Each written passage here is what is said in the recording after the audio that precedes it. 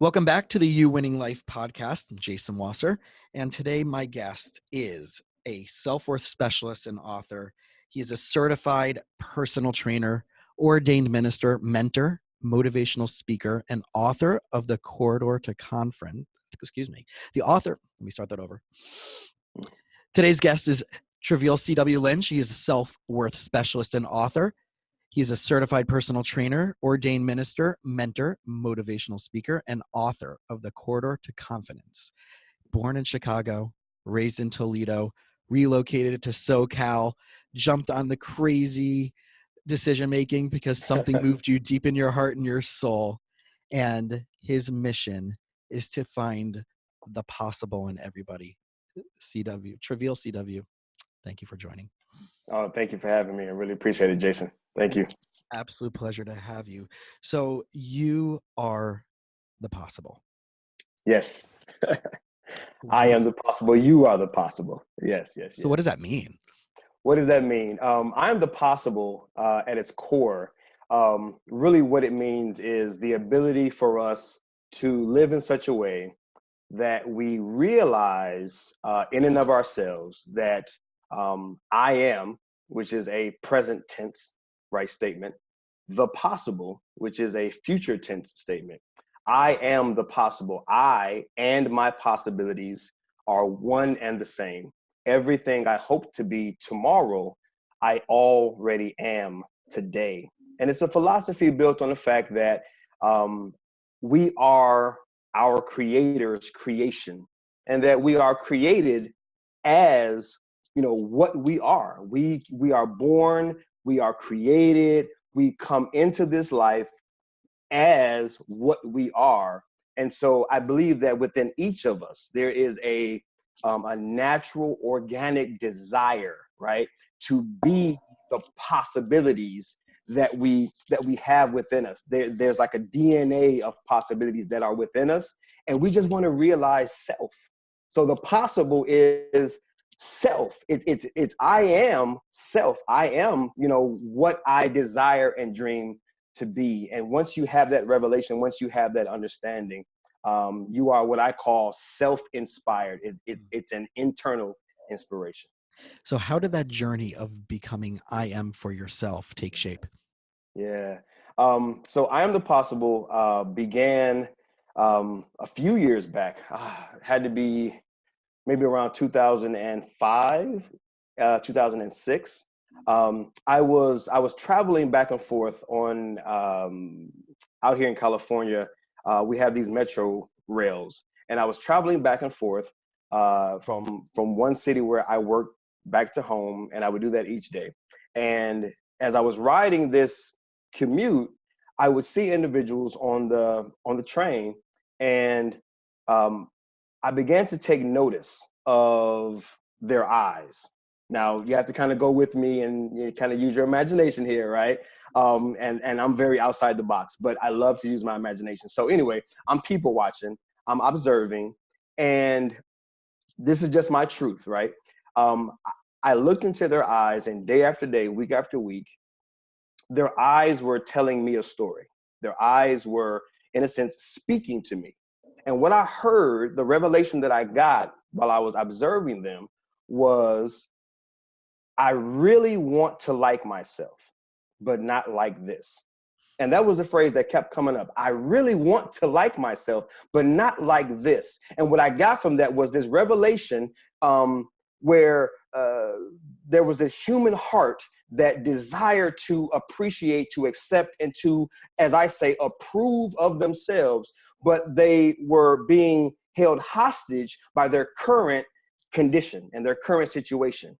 Thus, this spark of revelation is, I am that which I desire. It was almost, they were imprisoned by their current state, so they weren't able to give themselves permission, right, to be the possible or to live this phenomenal life, because they were saying to themselves, listen, I would love to be this great individual, but because my circumstances don't line up with that reality, I'm not going to allow myself to enjoy that realization of myself.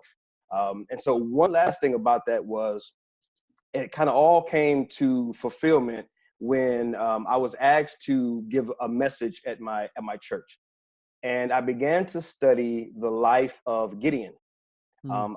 out of the book of Judges. And I won't go deep into it, but there was a phrase where the angel of the Lord came to Gideon. Gideon was down in a wine press during the season of battle, hiding out, right, threshing wheat, right, where there was no wind. So obviously he was hiding out. And so in and of himself, he was this coward. He even went on to say that that my family, we're the least of all man, and I am the weakest even of my own clan. Well, the angel of the Lord came to Gideon, and he addressed him as, you mighty warrior. Mm. He said, you're a mighty warrior. Now, that's what his creator said and saw of him, but Gideon's perspective of himself was, I'm the weakest of my clan. How could I possibly go to battle? So to summarize that, it's this idea that we are that mighty warrior. We're all that mighty warrior, but we may see ourselves as the weakest of our family, or the weakest on our job, or the weakest in our community. But the truth is, you and your possibilities, they're one and the same, just as Gideon's possibility of being a mighty warrior was something that he already was. The one of the many beautiful things that I just heard you say is the fact that people are waiting for permission to actualize their potential. And my mission statement of my therapy and coaching practice is to minimize stressors so that one can maximize their potential. And I find that many people are waiting for external permission in Yes. order for that to happen. Wow. And like you said, when you were sitting there and you were watching and you were observing this and you had that revelation, and sometimes in the generic terms, we talk about it like trusting your gut, right? Yes. Something speaking to you, right? And we use that term in the non-spiritual sense of the trust your gut, right? As a therapist, I believe that like when someone has anxiety or stress and it starts provoking emotional challenges in them, that there's some unfinished business or some message that stressor is trying to teach them, but by going and dumbing it down by, right, I mean, obviously, if something is needed for its severest, meaning medication might be needed down the road, but if they dumb it down, they water it down, and they don't learn the message, the problem will never get solved, and they're never going to reach their truest potential. And I think that goes back to that two-step of one, learning how to hear your own message, right, of your purpose and that we need to bring into the world. Two, stop waiting for permission for someone else to give you that step to do it. And three is, instead of telling that same old story of telling me how it is, tell me how you want it to be instead. That's right. I love it. Yes. And everything really, since you were talking about Revelation and the message and the story of Gideon, reminds me of the story of when Moses first heard God speak to him. Yes. And he said, go to Pharaoh, right, to deliver the Jews out of Egypt. And God said, well, the Pharaoh is this mighty ruler, and I'm this guy who has nothing. And there's actually even commentaries that said that Moses actually had a speech impediment, which is one of the many reasons why he was afraid to go be a leader and to speak in front of, right, his community and in front of Pharaoh. And when he asked God, who should I say sent me? What's the answer? I am that I am. I am that I am. Yeah. So you're hitting on it. Yeah. That's every it. day. There you go. Every day. So let's talk about your personal, right? Going from being this kid who was growing up to focusing on spirituality, personal development, physical development, family development. What was that like? Where did you start off with, right? Your background as a kid and middle school and high school, and then going all the way to ministering and personal training, right? Mind, body, spirit. So what was a little bit of that background for you? Right. Yeah. One of the philosophies that I've developed that I like to share with individuals is that we are all, ultimately, we are all contributions. And I like to say that we are all created not only to make, but to be a contribution to the betterment of our society. And what I've found in my own story and my own journey is that a lot of the time, or let me just say again, in my journey, that my contributions were directly connected to those moments in life that crushed my spirit. And what I mean by that is through elementary, middle school, high school, there were three pivotal points in that journey. The first one was I was quoted, as the fat kid. I grew up, at the age of 7. I even see pictures. At the age of 7, I was very thin. Somewhere between 7 and 8, I just gained weight. And I began to be ridiculed and bullied and made fun of because of the weight that I carried. So I was the fat kid. And many people can relate to the bullying and, having their self-esteem just crushed because of something that they can't control, right?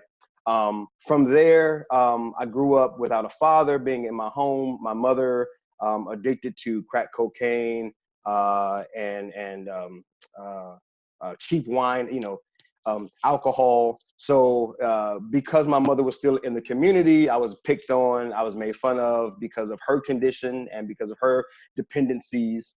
And then going on in some of those later years, when I was 18, I was given in my community, I was given a full ride to college. But by this time I had been, smoking marijuana for years, and I was addicted to marijuana, let's just be honest.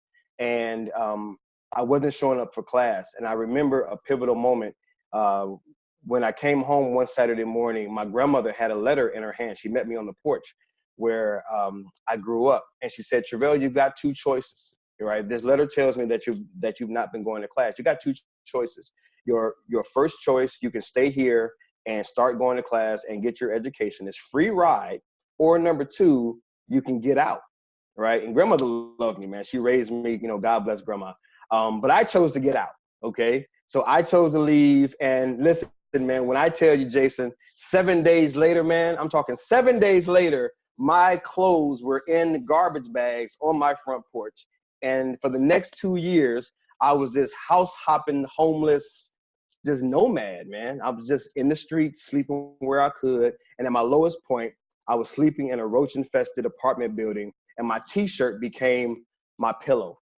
I share those stories because they not only broke my spirit, they not only crushed, any self-worth and self-esteem that I had, but it led to, if I can share this really quickly, it led to the most powerful moment that led me to personal development, self-worth, my mission statement, okay? During the time that I was homeless, again, back to the marijuana. Marijuana just kept getting me in trouble, man. But I had purchased an ounce of marijuana. I was on my way. I was in the backseat of a car, and we were driving back to what we call the hood, driving back to the hood. And the driver said, "Listen, I gotta, go to the restroom.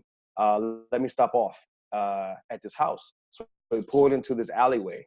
And no sooner than the driver got out the car, two gentlemen from either side of the car ran up and they put guns to my head.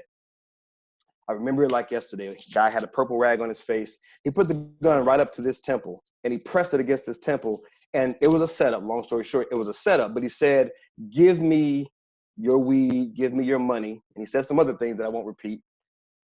But I told him no. With a gun to my head in the hood, me realizing in that moment, this was a setup. Because how could you know what I had so explicitly? But he had this gun in my head and he said, "Give me what you got." And I told him no once. He pressed it against my head. He asked me again, told him no again. The third time I said no, I heard that sound. Now, I don't know if you've ever had a gun put to your head or if you know someone that had a gun put to their head, but there is a very distinct sound when the hammer gets pulled back and it pops on the side of your head. Now, I don't know what prevented that bullet from coming out. If it was a miracle of God, got jammed, I can't explain it. But this is what I can explain. Looking back at that moment, I realized that I was willing to give my life. I'm 19 years old. I was willing to give my very life for, at that time, a $120 bag of marijuana. That's all it cost me. And let's be honest, man, I was going to leave from that situation and just go home and smoke it. And that's actually what I did because I didn't give it to him. The guy jumped back in the car. We sped down the alley. They dumped me out in the middle of the street. I ran home. But all I did was smoke it. It was here 1 second, gone the next. And I was willing to give my life for that. So looking back at that, I understand the pain and the hurt and the misery of being so worthless to myself that I was willing to trade my life for something that cost me $120. And I had a pocket full of money, money in my other pocket. So the realization that this was something that I was going to smoke and be gone, or I could have given it to him and I could have just replaced it. But I said, no, you can take my life, you can blow my head off because I have zero value in and of myself. So that's what got me to this point.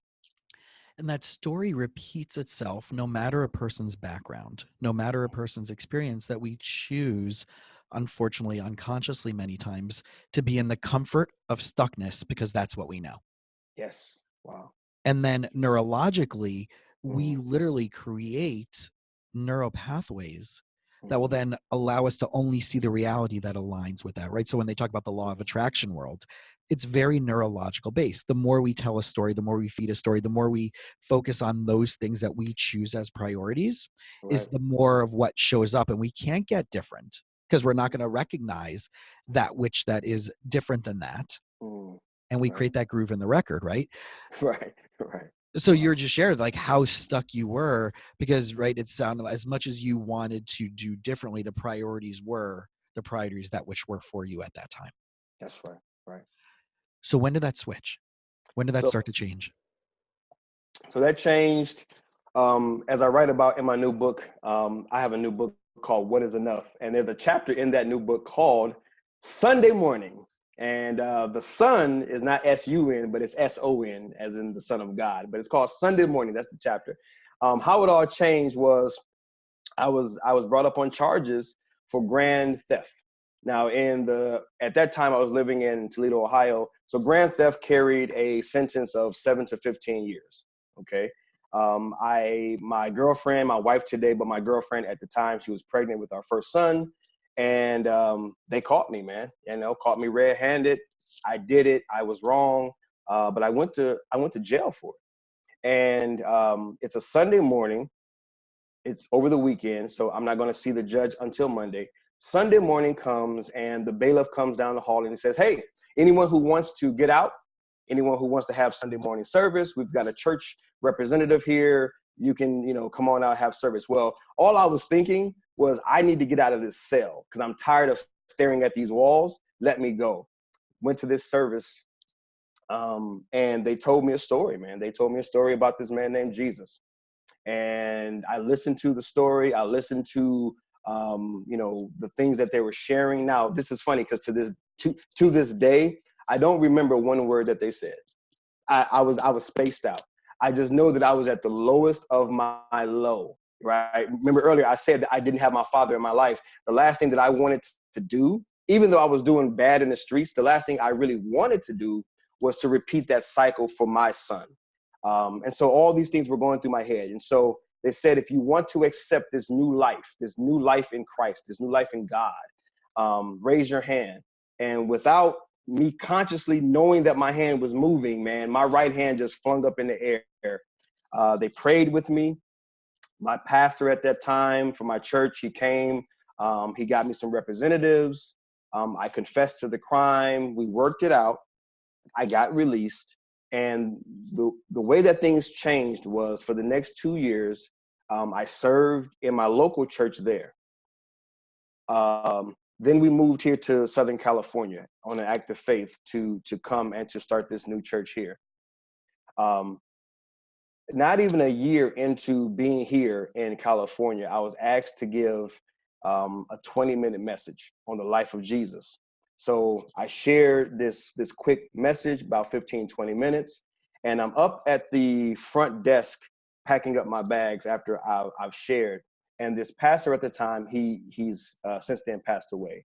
But he came up to me and he put his hand on my shoulder and he leaned in and he said 5 words. And I always say there's 5 words can change your life. He said 5 words to me. All he said was, "Travail, you are a teacher." And I had never heard this term. I didn't know what a spiritual gift was. I didn't know what operating as a teacher was. I wasn't ordained. I had no clue what was going on. But something triggered within my spirit, man. Something triggered within my gut, and it made sense, right? It just felt right when he said, "You are a teacher." And so from that moment on, I had a sense of what I was. And learning what I am has completely changed my life. Whether it's what I am on a natural level or what I am on a spiritual level, that began the journey of this self-realization that I am something that has been created for a purpose and for a will. And what I am is something spectacular. I don't have to wait to become this. I don't have to earn becoming this. I don't have to impress anybody to become this. I am this. So again, much like Gideon, you are the mighty warrior. You don't have to become anything. It's what you've already been. So that's what lit the fire in me. 18 years later, 19 years later, I'm still teaching, I'm still sharing, I'm still speaking, I'm still writing, I'm still a teacher. And that's what lit the fire, man. That's what started it all off. So how much would you credit those 5 words of a mentor, of a role model, of someone who you knew, or maybe you didn't know, maybe Right. even cared more about you than you might have about yourself at that moment, Yeah. allowed you to shift from resistance mode to receptive mode? Hmm. Well, again, it was so, I always say, if you could describe the face of God, it was like in that moment, right? He, obviously he's just a man, but his smile and the love that radiated from him in that moment, because I'm really big on energy, man. I love the study of psychology and energy transfer and the fact that we are energy, and so I really vibe with that. But he gave off such a pure, loving energy in that moment. It was the most welcoming moment that I had ever experienced. Even though other people had loved me and given me gifts or done things or taken me here or there, those simple words were so seasoned with love. It was like it was almost like this announcement of like, okay, for the first 23 years of your life, you have thought that you were crap, worthless, meaningless, nothing about you, makes sense. Why did my mother do this? Why did my father do this? Why did I grow up like this? Why did they, tell those lies on me? All of that crap. It was like in this moment, no, this is the truth concerning you. This is the truth. And I said, wow, man, all I can say was that it just triggered something that felt right. And I'd never looked back.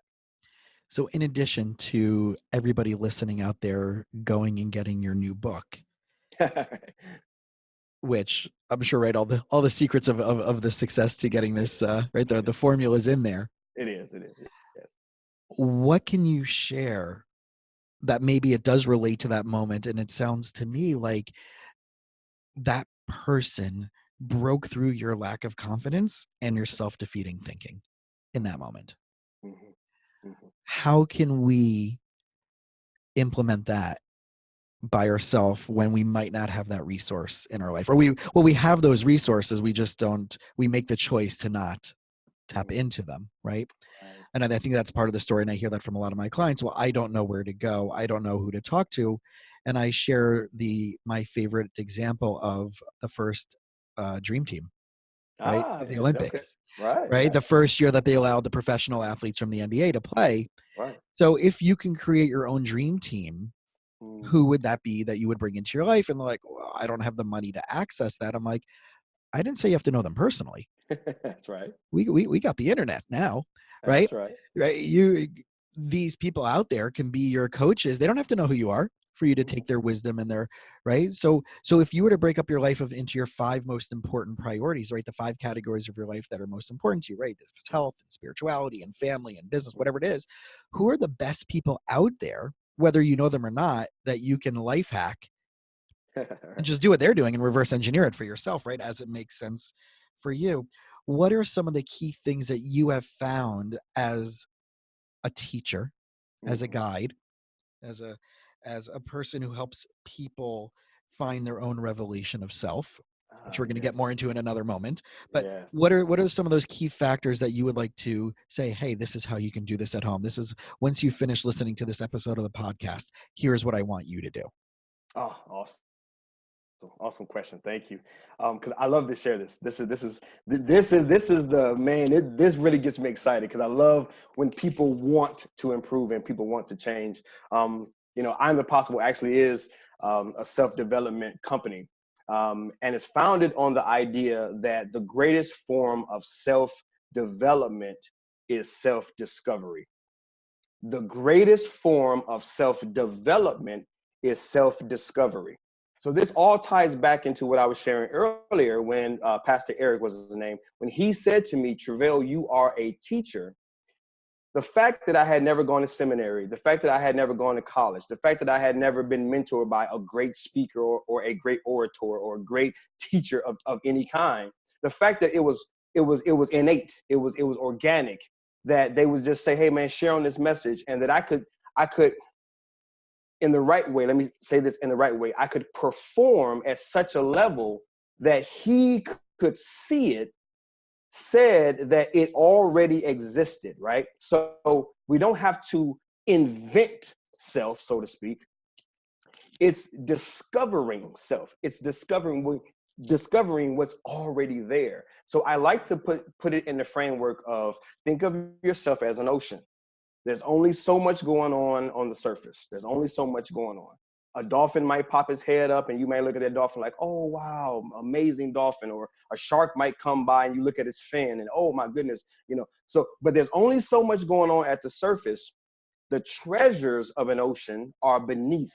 It's at the bottom. It's what's covered up. It's what's hidden. It's what no one else normally sees or gets to behold or partake of except for your creator, because he knows what he's put inside of you. And so I like to say, use your imagination. That's another big one. I always go back to that. We have to start to use our imagination in life a bit more. We're a little bit too vanilla kind of in life. I like to put some color back in life.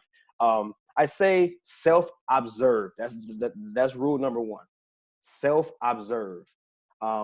I like this concept of learning to behold life. For example, if you were to go outside, and this is almost like what I would share with someone. If you were to go outside right now and pick anything, a tree, a flower, anything that doesn't move, and sit and behold it. Sit and look at it, watch it, study it, be quiet with it.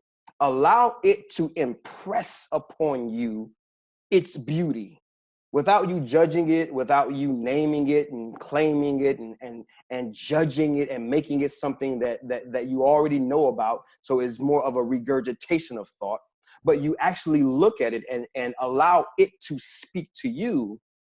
You would see rare beauty that otherwise you would have never noticed.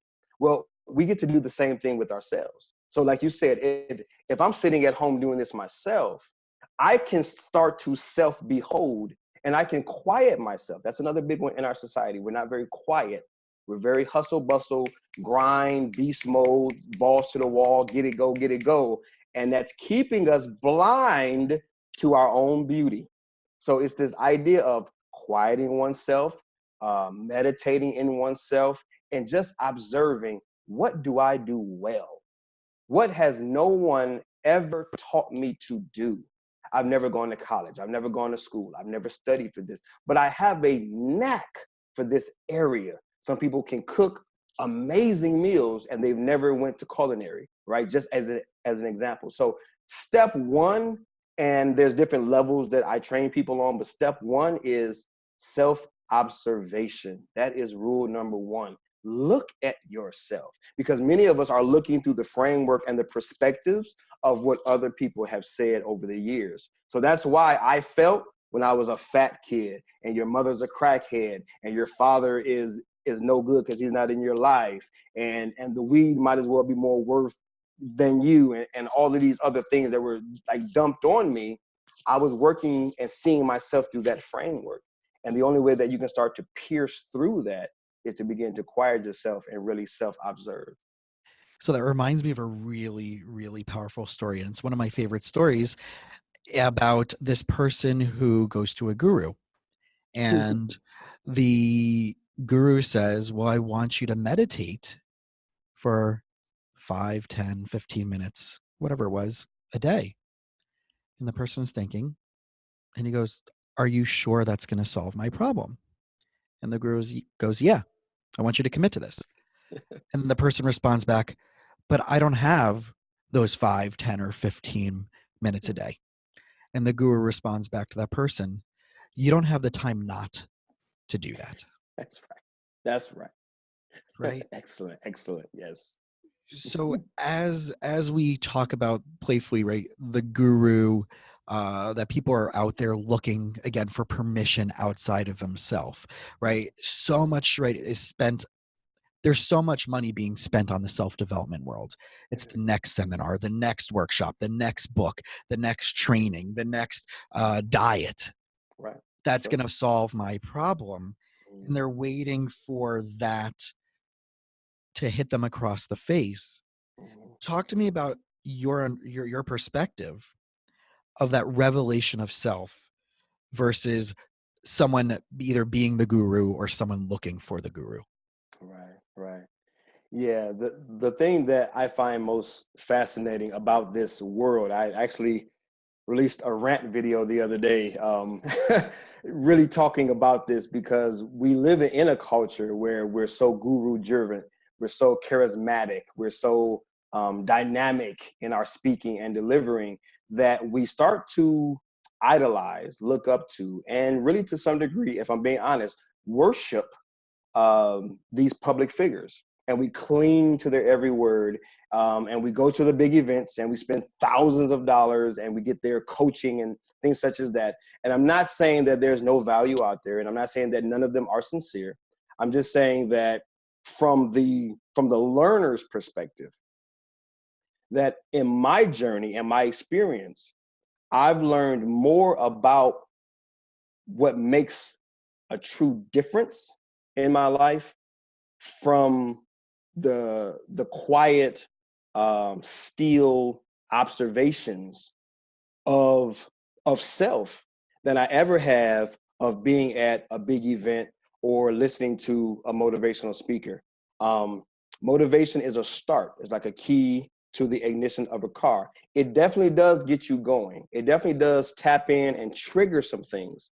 But what I like to specialize in is sustainable solutions. Sustainable solutions. And systems don't sustain, right? Systems, they don't, because systems will at some point fail you. They all break and they all fail. And I think that goes back to what we were talking about in our pre-conversation about the in my training as a marriage and family therapist, the field that what makes this field different than the average therapy or counseling field is that we base our work and our thinking on systems theory and cybernetics, which is all about the interactions of parts of a larger system and recursive patterns and homeostasis, right? Like a thermostatic regulation that someone in a family dynamic or relationship dynamic will trigger something to go on, right? And then everybody else tries to balance it out. And there's this idea of what's the difference between different types of change and what makes change successful and a radical possibility for someone. And I learned, and this is kind of what I share with my clients, is the difference between a first order change and a second order change. That first order change is a New Year's resolution. I'm going to go out and I'm going to join the gym and I'm going to go 3 times a week. And they may do that for the first week or two. And then, as you know, especially from part of your world, how fast does that burn away, right? And that's just a behavioral change. First order change is a behavior change. If I change my behavior, if I change what I eat, if I change the alarm clock to half hour more, maybe I'll get up and I'll accomplish what I want to accomplish. The second order change is changing the belief behind it. So I like sharing this idea with everybody, which is the problem isn't the problem. It's the belief that you have about the problem. Yes. That's a problem. So, I love it. right. So for example, someone who wants to lose some weight, like I need to lose specifically 15, 20 pounds. I need to eat healthier. That's focusing specifically on behavioral things. And the people who can stick to that with regimen, with not going out or eating what they want to eat, that will eventually fade away unless they're so determined and they're so type A and they're so right. Accountability helps. That's right. Mentorship helps. But the real way to solve that is that second order thinking, which is what's the lifestyle as a whole That's right. That would be a result. That, in other words, I'll get that goal as a result of Yes. doing everything differently. So for me, as I shared with you before, is like I want to run 6 half marathons in the next year. Mm-hmm. As a result of that, I'll be more in touch with a community that Yes. has lifestyle and mindset and self-awareness and self-care Mm-hmm. and diet as a result of a higher level thing. Mm-hmm. So by Right. the training and by committing to that, I'm going to have these watered down, trickle down effects. That's Right. the second order, right? Thinking about how to solve the problem differently from a different orientation. What is your biggest insight about how to do that differently from where you're sitting?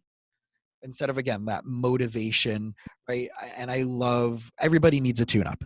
Yes. Everybody does need to go to Right. these self-development workshops, whether it's Right. listening to Tony Right. Robbins or listening to Gary Vee or popping on Ella or Oprah, right? Right. Brene Brown and the vulnerability stuff. We need those to be consistently in our Right. routine. Right. But like emotions, we're not always an emotion. That's right. That's right. Mm-hmm. We're not always, hey, you're a happy. Oh, Right. hey, you're a Right. sad, I right? love it. Right. Right. That's right. Right? No. You're a pissed off, Right. right? Right. Right. You're immotivated. It's the Uh-huh. same thing. Right. It's Right. a moment of response to something that's going on around us Mm, that we've chosen to put ourselves in an environment yes. or an experience that will have effect and influence on us. Yes. What is your insight on how to sustain that consistently with Yeah. simplicity? Mm-hmm. Mm-hmm. Um, I always go back to the what of life. So as a quick overview to address that question, um, a quick overview of life. I share with individuals that the human existence is broken up into 3 elements: the who, the why, and the what. There's a who of you, which is the identity. It's who you are. It's the Jason. It's the travail.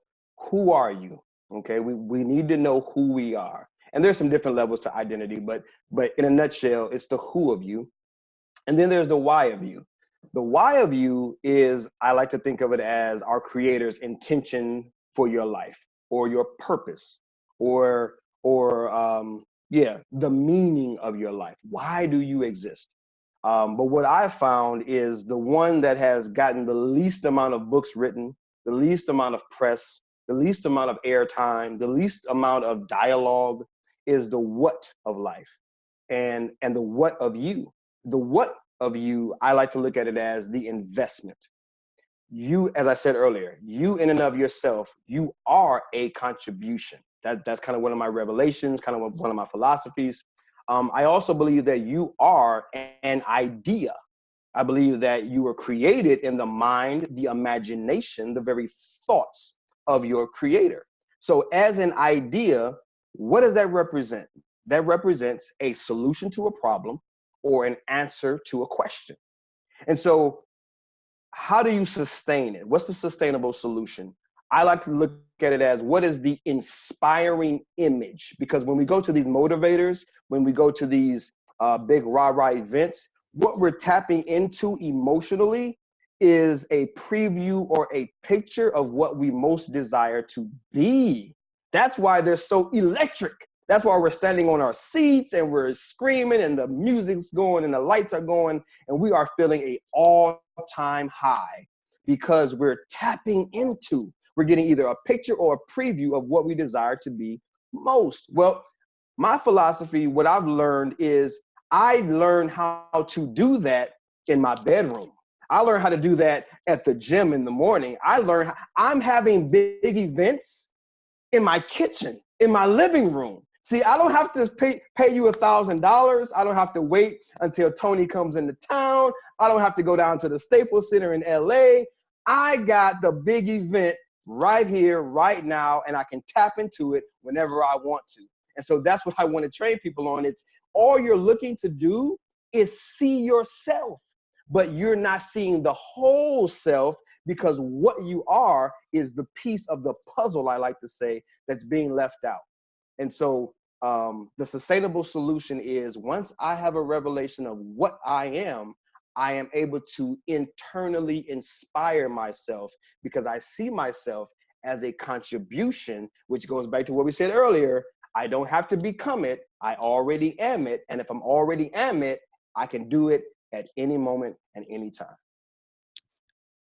And if the people who are listening to that did not feel the electrifying power of that, you need to schedule a session with both of us, sitting in the room with you, drilling this into you, because this right there is probably one of the most profound insights that we can take home with us, that the unowned part of ourself is what's being attracted to what's out there that motivates us. Yeah. And then if we, like you said, if we realize we already have that, it's not that if only I had that skill, if only I looked that way, if only I had that body, if only I had that money, if only I grew up in a different place, if only I didn't have that trauma happen to me, if only my parents didn't get divorced, if only I chose a better partner. Right. That's all the unowned parts of ourself, Yeah. that we are rejecting our true authenticity. And we don't need to wait for everybody else. And I have a mentor of mine, one of my rabbis, his name is Rabbi David Aaron, and he's written a bunch of really awesome books. And he talks about this idea of being a human being versus a human becoming. That's right.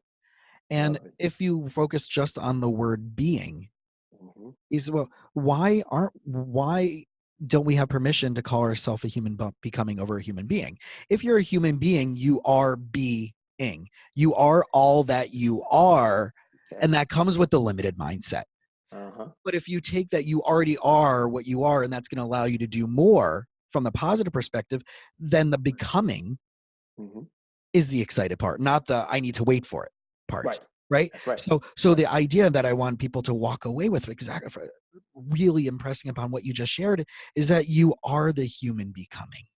Yes. Don't get stuck in what has been, that I am being just an output of what has happened to me. Then you have no control and you're a victim to that. If only that was different. Man, people really, I want everybody who's going to be listening to this episode, I challenge you to listen to that segment of this episode 5 times. Wow. It's that powerful. It's that deep. And it's something that if we just ended the episode right there, it would be enough.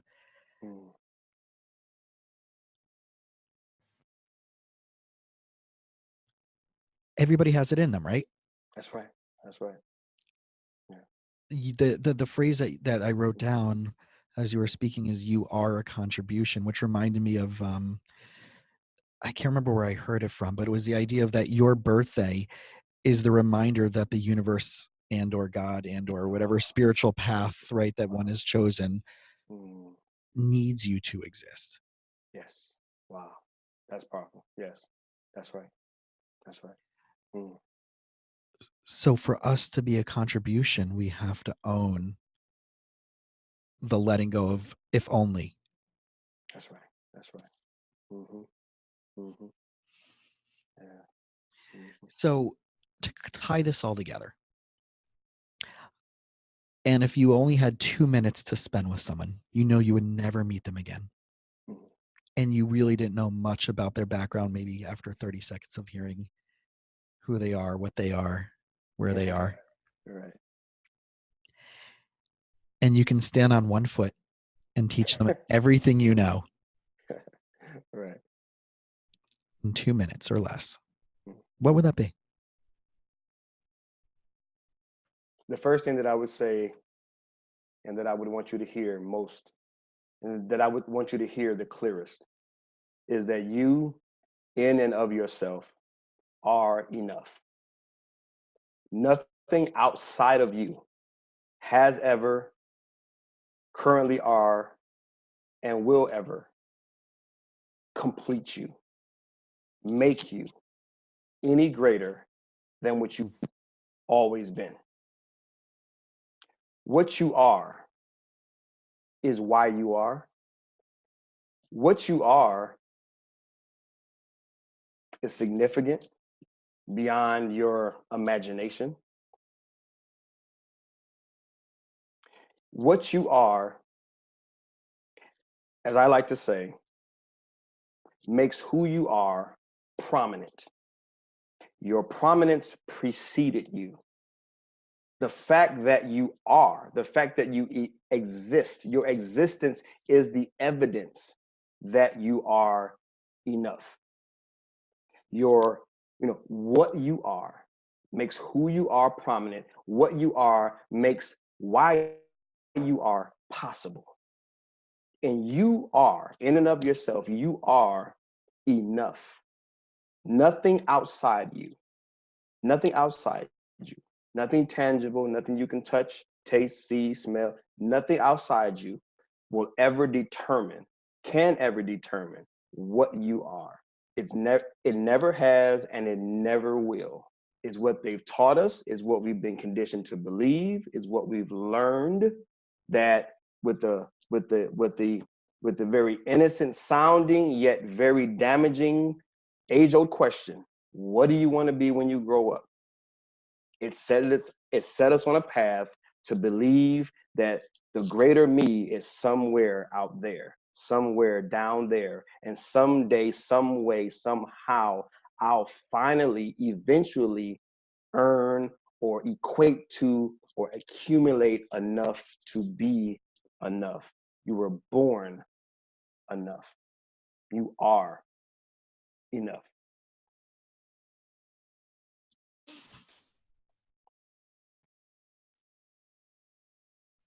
Everybody needs more of this. How are they going to get that from you? Where do they need to go? Where do they need to find you? What are the name of your books? Where can they get it? Everything links back to I am the possible. I am the possible. That's one word. That's all lowercase.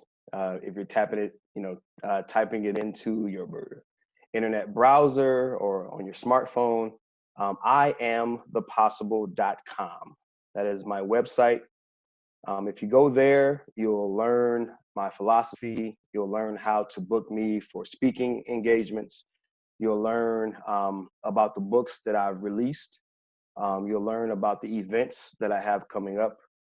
Everything will link back to iamthepossible.com. If you're on Facebook, Instagram, Twitter, YouTube, it's all the same. I am the possible. One word, all lowercase. And it's not I am possible.